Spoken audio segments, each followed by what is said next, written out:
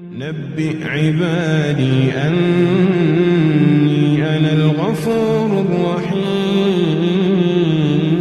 الحمد لله نحمده ونستعينه ونستغفره ونؤمن به ونتوكل عليه ونعوذ بالله من شرور أنفسنا ومن سيئات أعمالنا. من يهده الله فلا مضل له ومن يضلله فلا هادي له. وأشهد أن لا إله إلا الله وحده لا شريك له وأشهد أن محمدًا عبده ورسوله. أما بعد فأعوذ بالله من الشيطان الرجيم. بسم الله الرحمن الرحيم. يا أيها الذين آمنوا اتقوا الله حق تقاته ولا تموتن إلا وأنتم مسلمون. يا أيها الناس اتقوا ربكم الذي خلقكم من نفس واحدة وخلق منها زوجها وبث منهما رجالا كثيرا ونساء. واتقوا الله الذي تساءلون به والأرحام إن الله كان عليكم رقيبا.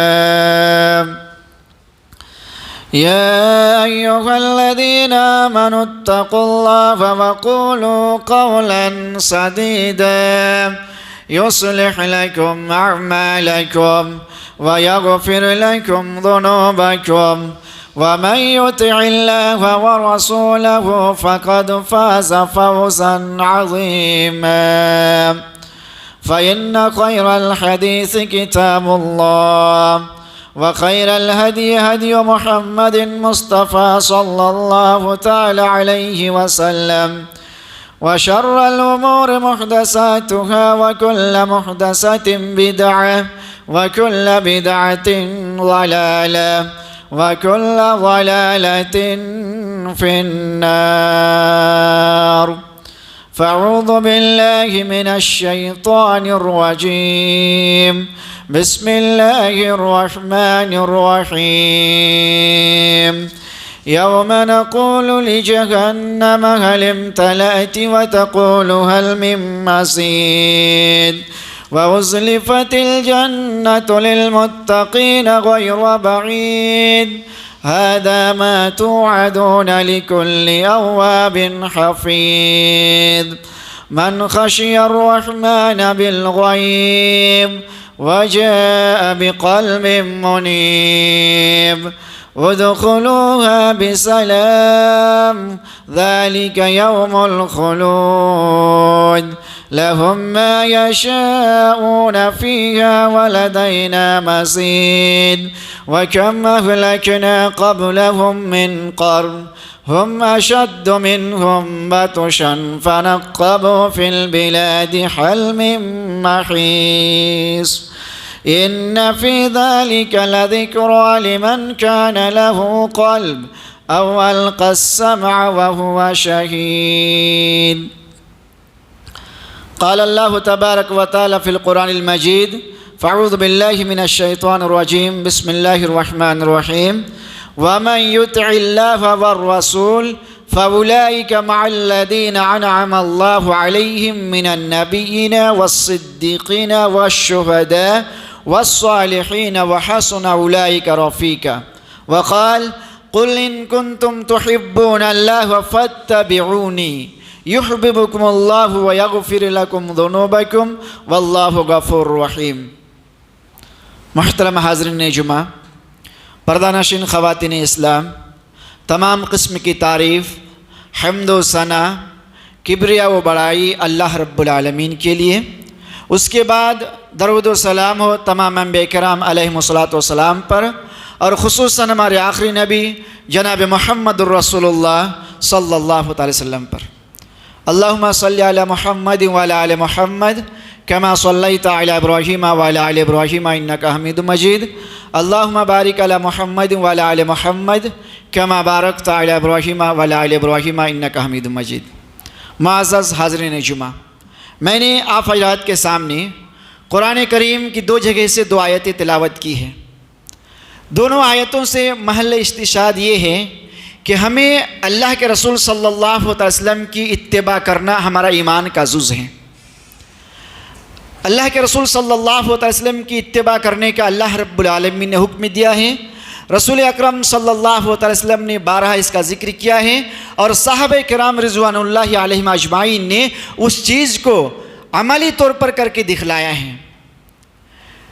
اتباع سنت کی اہمیت کے تعلق سے میں کچھ آیتیں قرآن مجید کے آپ کے سامنے ترجمہ کے ساتھ رکھوں گا، اس کے بعد صحابہ کرام رضوان اللہ علیہم اجمعین کی زندگی سے عملی نمونہ کے طور پر کہ صحابہ کرام نے کس حد تک اہمیت دی اور کیسے رسول اکرم صلی اللہ علیہ وسلم کی اتباع کی، ان واقعات کو بھی رکھنے کی کوشش کروں گا۔ صحابہ کرام کی واقعات کو رکھنے کا مقصد یہ ہے کہ تاکہ ہمیں سمجھ میں آئے کہ پیارے رسول صلی اللہ علیہ وسلم کی اتباع ہمارے لیے کتنا ضروری ہے۔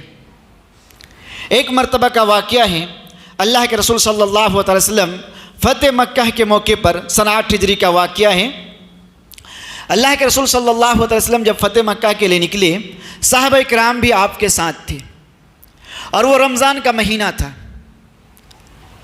اللہ کے رسول صلی اللہ علیہ وسلم قراء الغمیم ایک جگہ ہے فتح مکہ سے پہلے، وہاں پہنچنے کے بعد جب معلوم ہوا کہ صحابہ کرام روزے سے ہیں، اللہ کے رسول صلی اللہ علیہ وسلم بھی روزے سے تھے، تو اللہ کے رسول صلی اللہ علیہ وسلم نے وہاں جا کر افطاری کر لی، روزہ آپ نے توڑ دیا۔ اس کے بعد صحابہ کرام کے بارے میں اللہ کے رسول صلی اللہ علیہ وسلم کو یہ خبر دی گئی، اللہ کے رسول کو یہ معلوم کرایا گیا کہ اب بھی کچھ صحابہ ایسے ہیں جو روزے سے ہیں۔ ہمیں واقعہ کو سمجھنے کی ضرورت ہے۔ رمضان کا مہینہ ہے، اللہ کے راستے میں نکلے ہوئے ہیں، جماعت صحابہ کرام کی ہے، اللہ کے رسول صلی اللہ علیہ وسلم کی اتباع میں ہیں، اللہ کے رسول صلی اللہ علیہ وسلم کے ساتھ ہیں۔ اس کے بعد اللہ کے رسول صلی اللہ علیہ وسلم نے روزہ توڑ دیا اور صحابہ کرام کو بھی روزہ توڑنے کا حکم دیا۔ اس سے پہلے میں ایک حدیث اور آپ کے سامنے رکھتا ہوں۔ مسلم میں ایک حدیث ہے، ابو سعید خدری رضی اللہ تعالیٰ عنہ حدیث کے راوی ہیں، وہ کہتے ہیں کہ پیارے رسول صلی اللہ علیہ وسلم نے فرمایا کہ ما من عبد یصوم یوما فی سبیل اللہ الا بعد اللہ بذلک اليوم وجهه عن النار 70 خریفا، کہ جب کوئی انسان اللہ کے راستے میں ہوتا ہے اور پھر وہ روزہ رکھتا ہے تو اس کے ایک روزے کے بدلے میں اللہ رب العالمین اس کو جہنم سے 70,000 سال کی مسافت دوری میں اس کو کر دیتا ہے۔ اتنی دوری اس کو جہنم سے نجات مل جاتی ہے، اتنی دوری اس کو مل جاتی ہے۔ یہ نفل روزے کے تعلق سے حدیث ہے۔ اور صحابہ کرام کی جماعت ہیں، پیارے رسول صلی اللہ علیہ وسلم کے ساتھ ہیں اور اللہ کے راستے میں ہیں۔ انہوں نے یہ سوچا کہ ہم روزہ بھی رکھ لیں گے، اگر جہاد کی ضرورت پڑے تو جہاد بھی کر لیں گے، یعنی یہ ثواب بھی حاصل کر لیں گے اور وہ ثواب بھی حاصل ہو جائے گا۔ نیت میں کوئی کھوٹ نہیں ہے، اللہ کے رسول صلی اللہ علیہ وسلم کے ساتھ ہیں۔ اس کے بعد جب پیارے رسول صلی اللہ علیہ وسلم کے پاس یہ خبر پہنچتی ہے کہ اب بھی کچھ صحابہ کرام ایسے ہیں جو روزے سے ہیں، تو اللہ کے رسول صلی اللہ علیہ وسلم فرمایا اولئک الوساط اولئک الوساط، یہی لوگ نافرمان ہیں، یہی لوگ نافرمان ہیں۔ یہاں سے ہمیں ایک بات سمجھنی ہے کہ صحابہ کرام اللہ کے راہ میں ہیں۔ مقصد یہ ہے کہ اگر جہاد کی ضرورت پڑے تو جہاد بھی کر لیں گے، اور طاقت ہے روزہ بھی رکھ لیں گے، نفل روزہ کا ثواب بھی حاصل کر لیں گے۔ اور یہاں نفل روزے کے ثواب کے تعلق سے آپ کے سامنے حدیث بیان کی گئی ہے کہ اگر ایک روزہ رکھتا ہے اللہ کے راہ میں تو 70 خریفاً 70,000 سال کی مسافت دوری میں اس کو اللہ رب العالمین جہنم سے دوری دلا دیتا ہے۔ اتنا ثواب ہے، لیکن اس کے باوجود اللہ کے رسول صلی اللہ علیہ وسلم نے ان لوگوں کی تعریف نہیں کی، یہاں تک اللہ کے رسول نے لفظ استعمال کیا کہ اولئک الوساط اولئک الوساط، یہی لوگ نافرمان ہیں، یہ لوگ نافرمان ہیں۔ تو پتہ یہ چلا کہ اگر عمل بھی درست ہو، نیت بھی خالص ہو، لیکن اللہ کے رسول صلی اللہ علیہ وسلم کی اتباع میں نہیں ہے، اللہ کے رسول صلی اللہ علیہ وسلم جیسے کرنے کے لیے کہا ویسا نہیں ہے، تو وہ عمل قابل قبول نہیں ہے، چاہے جائے کہ وہ عمل پہاڑ کے برابر کیوں نہ ہو، لیکن وہ عمل قابل قبول نہیں ہے۔ کہنے کا مطلب یہ ہے کہ ہمارا ایک عمل چھوٹا سے چھوٹا کیوں نہ ہو، لیکن اگر وہ اتباع سنت کے مطابق ہے، اللہ کے رسول صلی اللہ علیہ وسلم کے حکم کے مطابق ہے، تو وہ عمل ہمارا اس عمل سے بڑا ہے جو حجم کے اعتبار سے پہاڑ کے برابر ہو، لیکن اگر اتباع سنت کے مطابق نہ ہو۔ یہ ہے سنت رسول کی اہمیت۔ آئیے اس کے بعد قرآن مجید کی کچھ آیتوں کے بعد آپ کے سامنے صحابہ کرام کی زندگی سے آپ کے سامنے حوالہ رکھتا ہوں۔ اللہ رب العالمین نے سورہ اعراف میں نبی کریم صلی اللہ علیہ وسلم کی اتباع کا حکم دیتے ہوئے فرمایا کہ وَاتَّبِعُوهُ لَعَلَّكُمْ تَهْتَدُونَ۔ آگے کا لفظ ہے فَآمِنُوا بِاللَّهِ وَرَسُولِهِ، اللہ اور اس کے رسول پر ایمان لاؤ، النبی الامی الذی یؤمن باللہ وکلماتہ واتبعوہ لعلکم تہتدون۔ رسول کی اتباع کرو، رسول کی پیروی کرو، تبھی تمہیں ہدایت ملنے والی ہے۔ دوسری جگہ اللہ رب العالمین نے فرمایا لقد کان لکم فی رسول اللہ اسوۃ حسنہ لمن کان یرجو اللہ والیوم الآخر، کہ ہمیں اللہ اور اس کے رسول کی زندگی، رسول اللہ صلی اللہ علیہ وسلم کی زندگی میں ہمارے لیے اسوہ ہے، آئیڈیل ہے، نمونہ ہے۔ ہمارا ہر کام، ہماری ہر باتیں رسول اکرم صلی اللہ علیہ وسلم کے حکم کے مطابق ہونا چاہیے۔ اگر ہمارا کوئی عمل رسول اکرم صلی اللہ علیہ وسلم کے حکم کے مطابق نہیں ہے تو وہ عمل ہمارے لیے نفع مند نہیں ہے۔ اس لیے ہمیں کوشش کرنی ہے کہ عمل کتنا بھی چھوٹا ہو یا کتنا ہی بڑا ہو، وہ رسول اکرم صلی اللہ علیہ وسلم کے حکم کے مطابق ہونا چاہیے۔ اسی طرح اللہ رب العالمین جہاں تو یہاں تک حکم دیا یا ایھا الذین آمنوا، اے لوگوں جو ایمان لائے ہو، اطیعوا اللہ والرسول، اطاعت کرو اللہ اور اس کے رسول کی، ولا تبطلوا اعمالکم، اور اپنے اعمال کو باطل نہ کرو، اپنے اعمال کو بیکار نہ کر دو رسول اکرم صلی اللہ علیہ وسلم کی اتباع کو چھوڑ کر۔ کہنے کا مطلب یہ ہے کہ یہ وہ چیزیں ہیں، یہ وہ آیتیں ہیں جس سے ہمیں اتنا یہ نہیں ہے، لیکن صحابہ کرام کی زندگی سے کچھ واقعات آپ کے سامنے رکھتا ہوں اس موضوع کی وضاحت کے لیے کہ رسول اللہ صلی اللہ علیہ وسلم کی اتباع ہمارے لیے کتنا ضروری ہے اور ہم لوگ اللہ کے رسول صلی اللہ علیہ وسلم کی اتباع کتنا کرتے ہیں۔ صحابہ کرام کی زندگی کے واقعات سے ہم میں سے ہر شخص کو اپنے نفس کا محاسبہ کرنا ہے، اعمال کے اعتبار سے، معاملات کے اعتبار سے، لین دین میں ہم رسول اکرم صلی اللہ علیہ وسلم کی کتنا پیروی کرتے ہیں۔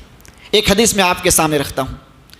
انس رضی اللہ تعالیٰ عنہ بیان کرتے ہیں کہ میں ایک مرتبہ ابو طلحہ رضی اللہ تعالیٰ عنہ کے گھر میں لوگوں کو شراب پلا رہا تھا، اور اس وقت جو ہے عموماً شراب کھجور سے بنائی جا رہی تھی، اور اس وقت شراب حرام نہیں تھا۔ انس رضی اللہ تعالیٰ عنہ کہتے ہیں کہ میں ابو طلحہ رضی اللہ تعالیٰ عنہ کے یہاں شراب کی پارٹی چل رہی تھی، میں لوگوں کو شراب ڈال ڈال کے دے رہا تھا گلاس میں، اس وقت شراب حرام نہیں ہوئی تھی۔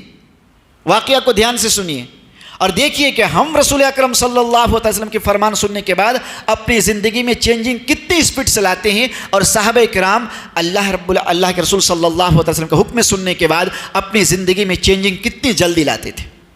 یہ چیز ہمیں اصل میں سمجھنا ہے۔ انس رضی اللہ تعالیٰ عنہ کہتے ہیں کہ میں ابو طلحہ رضی اللہ تعالیٰ عنہ کے گھر میں لوگوں کو شراب پلا رہا تھا، اور اس وقت شراب کی حرمت نازل نہیں ہوئی تھی۔ انس رضی اللہ تعالیٰ عنہ کا بیان ہے کہ میں لوگوں کو شراب ڈال کے دے ہی رہا تھا کہ شراب کی حرمت والی آیت نازل ہوئی۔ اللہ کے رسول صلی اللہ علیہ وسلم نے ایک شخص کو یہ اعلان کرنے کے لیے بھیجا مدینے کی گلیوں میں کہ لوگوں میں اعلان کر دو کہ شراب کو حرام کر دیا گیا ہے۔ انس رضی اللہ تعالیٰ عنہ کہتے ہیں کہ منادی ینادی الا ان الخمر قد حرمت، ہمارے کانوں میں یہ آواز آئی، ایک آواز دینے والوں نے ایک آواز لگائی کہ سنو شراب کو حرام کر دی گئی ہے۔ معاملہ دیکھیے کہ شراب لوگ پی رہے ہیں بیٹھ کے، ابھی شراب حرام نہیں ہے، حرمت نازل نہیں ہوئی ہے، شراب پی رہے ہیں، اور اللہ کے رسول صلی اللہ علیہ وسلم پر جب حرمت کی آیت نازل ہوتی ہے، اللہ کے رسول ایک صحابی کو بھیجتے ہیں جاؤ لوگوں میں اعلان کر دو کہ شراب حرام کر دیا گیا ہے۔ تو لوگوں نے کیا معلوم، ایسا نہیں ہے کہ جتنا بنا ہوا ہے اس کو پی لیتے ہیں، یا ابھی پارٹی چل رہی ہے تو اس کو پی لیتے ہیں، بعد میں جا کر اللہ کے رسول سے معلوم کر لیں گے۔ صحابہ کرام نے ایسا نہیں سوچا، ہمیں اپنی زندگی کا جائزہ لینا ہے۔ انس رضی اللہ تعالیٰ عنہ کہتے ہیں کہ مجھے ابو طلحہ رضی اللہ تعالیٰ عنہ نے کہا اخرج فاحرقها، گھر سے نکلو اور ان تمام شراب کو بہا دو، اس کو انڈیل دو۔ فخرجت فحرقتها فجرت فی سکک المدینہ، انس رضی اللہ تعالیٰ عنہ کہتے ہیں کہ تمام شراب کو جو تیار شدہ تھا سب کو مدینے کی گلیوں میں انڈیل دیا گیا۔ یہاں ایسا معلوم ہو رہا تھا کہ مدینے کی گلیوں میں شراب کا سیلاب آ چکا ہے۔ یہ ہے صحابہ کرام کی زندگی میں چینجنگ کہ اللہ کے رسول صلی اللہ علیہ وسلم کے ایک حکم میں آیا کہ شراب حرام کر دیا گیا ہے، اس کے بعد کوئی بہانہ نہیں، کوئی چوچارہ نہیں، کوئی بہانہ نہیں کہ ابھی تو جتنا تیار ہی ہے، پینے کے لیے بیٹھا ہوں تو اتنا پی لیتا ہوں، جتنا گلاس میں اتنا پینے کے بعد معلوم کریں گے، کوئی گنجائش نہیں، جتنا تیار تھا وہ سب کو ڈال دیا گیا۔ یہاں تک کہ صحابہ کرام کے اندر یہ چمی گویا ہونے لگی کہ جو پیٹ میں ہے اس کو کیا کیا جائے، یہاں تک کہ اللہ رب العالمین آیت نازل کر دی کہ اس کے بارے میں کوئی مواخذہ نہیں ہوگا۔ یہ ہے صحابہ کرام کی اتباع۔ اس حد تک صحابہ کرام رسول اکرم صلی اللہ علیہ وسلم کی زندگی میں اپنی چینجنگ اس طرح سے لاتے تھے۔ علی رضی اللہ تعالیٰ عنہ کے تعلق سے آتا ہے کہ انہوں نے جب ایمان قبول کیا، اسلام قبول کیا، تو ان کی عمر زیادہ نہیں، بچپنے میں اسلام قبول کیا۔ اللہ کے رسول صلی اللہ علیہ وسلم نے علی رضی اللہ تعالیٰ عنہ سے کہا کہ جاؤ اپنے ابو سے مشورہ کر لو کہ میں اسلام قبول کرتا ہوں، میں ایمان لانا چاہتا ہوں، میں اسلام قبول کرنا چاہتا ہوں۔ علی رضی اللہ تعالیٰ عنہ کا جواب سنیے، انہوں نے کہا کہ اللہ رب العالمین نے جب مجھے پیدا کیا تھا تو اس وقت انہوں نے میرے باپ سے مشورہ نہیں کیا تھا، پھر میں جب اللہ رب العالمین پر ایمان لاتا ہوں تو میرے باپ سے مشورہ کرنے کا کیا مطلب۔ یہ ہے صحابہ کرام کی زندگی میں۔ اس کے بعد آئیے اور ایک واقعہ لیتے ہیں۔ عبداللہ بن رواحہ بہت مشہور واقعہ ہے اور جمعے کے خطبے کے تعلق سے ہے۔ آج ہمارے مطلب کہ جمعے میں بیٹھنے کا جو یہ ہے یا اس کے جو آداب ہیں بارہا بیان ہوتا ہے، لیکن ہم لوگ پھر بھی بھول جاتے ہیں۔ عبداللہ بن رواحہ رضی اللہ تعالیٰ کا ایک واقعہ لیجیے اور اس سے ہم لوگ سبق حاصل کرنے کی کوشش کریں۔ عبداللہ بن رواحہ رضی اللہ تعالیٰ عنہ ایک مرتبہ جمعے کی مطلب نماز کے لیے مسجد میں آتے ہیں۔ ابھی یہ اندر نہیں آئے تھے، اللہ کے رسول صلی اللہ علیہ وسلم خطبہ دے رہے تھے۔ اللہ کے رسول صلی اللہ علیہ وسلم نے جو اندر تھے، جن کی نظر اللہ کے رسول صلی اللہ علیہ وسلم پر تھی، اللہ کے رسول جن لوگوں کو دیکھ رہے تھے، ان لوگوں سے اللہ کے رسول کا کہنا تھا، ان لوگوں سے اللہ کے رسول نے مخاطب ہو کر کہا اجلسو، بیٹھ جاؤ تم لوگ۔ عبداللہ بن رواحہ ابھی مسجد سے باہر تھے۔ عبداللہ بن رواحہ رضی اللہ تعالیٰ عنہ اللہ کے رسول کو نہیں دیکھ رہے تھے، اللہ کے رسول صلی اللہ علیہ وسلم عبداللہ بن رواحہ کو نہیں دیکھ رہے تھے، دونوں ایک دوسرے کو نہیں دیکھ رہے ہیں۔ اللہ کے رسول ان لوگوں کو حکم دے رہے ہیں جن کو دیکھ رہے ہیں کہ اجلسو، بیٹھ جاؤ۔ ان کے اندر کوئی کھڑا تھا، ان کو حکم دیا جا رہا تھا کہ بیٹھ جاؤ۔ عبداللہ بن رواحہ رضی اللہ تعالیٰ عنہ کے کان میں آواز آئی کہ اللہ کے رسول صلی اللہ علیہ وسلم بیٹھنے کے لیے کہہ رہے ہیں، دروازے سے باہر ہی بیٹھ گئے۔ صحابہ کرام نے جب خبر دی، اللہ کے رسول صلی اللہ علیہ وسلم جب نماز سے فارغ ہوئے، آپ کو جب معلوم ہوا کہ عبداللہ بن رواحہ مسجد کے باہر ہی بیٹھ گئے تھے، اللہ کے رسول صلی اللہ علیہ وسلم نے جب وجہ معلوم کی کہ میں تو تم کو نہیں کہا تھا، میں تو اندر والوں سے بیٹھنے کے لیے کہا تھا، تم کیوں دروازے سے باہر بیٹھ گئے؟ عبداللہ بن رواحہ رضی اللہ عنہ کا اللہ کے رسول آپ کی زبان مبارک سے نکلے کہ بیٹھ جاؤ، اور عبداللہ بن رواحہ نہ بیٹھے، یہ ہو ہی نہیں سکتا۔ یہ ہے صحابہ کرام کی زندگی کا مثال۔ اور ایک واقعہ آپ کے سامنے رکھتا ہوں۔ وسید الانصاری ایک صحابی ہیں، یہ کہتے ہیں کہ اللہ کے رسول صلی اللہ علیہ وسلم ایک مرتبہ مسجد سے باہر دروازے پہ آئے تو صحابہ کرام نماز پڑھ کر جا رہے تھے۔ صحابہ کرام نماز پڑھ کر گھر روانہ ہو رہے تھے، گھر جا رہے تھے، تو اللہ کے رسول صلی اللہ علیہ وسلم جانے کا جو طریقہ دیکھا کہ صحابہ کرام اور صحابیات یعنی مرد عورت دونوں ایک ساتھ خلط ملط ہو کر جا رہے ہیں۔ اللہ کے رسول صلی اللہ علیہ وسلم نے صرف اتنا کہا کہ استاخرنا فإنه ليس لكن أن تحققن الطريق۔ عورتوں سے آپ نے یہ کہا، صحابیہ سے آپ نے کہا کہ تم پیچھے ہو جاؤ، تمہارے لیے مناسب نہیں ہے کہ تم مردوں سے خلط ملط ہو کر چلو، تم راستے کے کنارے ہو کر چلو، علیکن بحافات الطریق، تم راستے کے کنارے سے چلو۔ اس کے بعد صحابی بیان کرتے ہیں کہ فکانت المرأة تلصق بالجدار حتی ان ثوبها لیعلق بالجدار من لصوقها۔ اس کے بعد صحابی بیان کرتے ہیں کہ اللہ کے رسول صلی اللہ علیہ وسلم کا صرف یہ ایک حکم تھا کہ تم لوگ مردوں کے سانہ بانا چلو، مردوں سے خلط ملط ہو کر نہ چلو، راستے کے کنارے سے چلو، یہ ایک حکم تھا اللہ کے رسول کا۔ اس کے بعد صحابی بیان کرتے ہیں پھر صحابیات کا، اس دور کی عورتوں کا چلنا ایسا ہو گیا کہ اس حد تک دیواروں سے چپک کر چلتی تھی کہ ان کا کپڑا کبھی کبھی اٹک جایا کرتا تھا دیواروں میں۔ یہ ہے صحابہ کرام کے اندر چینجنگ۔ آج ہمیں اپنی زندگی کا جائزہ لینا ہے۔ اگر ہمیں کوئی سنت معلوم نہیں ہے تو اس کا مواخذہ نہیں، لیکن جو سنت معلوم ہے اس کے بارے میں بات کی جائے۔ جو معلوم نہیں ہے وہ تو ہمیں اللہ رب العالمین معلوم کرنے کی توفیق دے، لیکن جو سنتیں ہمیں معلوم ہے اس کے بارے میں مطلب بات ہونی چاہیے کہ اس سنت کے تعلق سے ہم لوگ کتنا یہ کرتے ہیں۔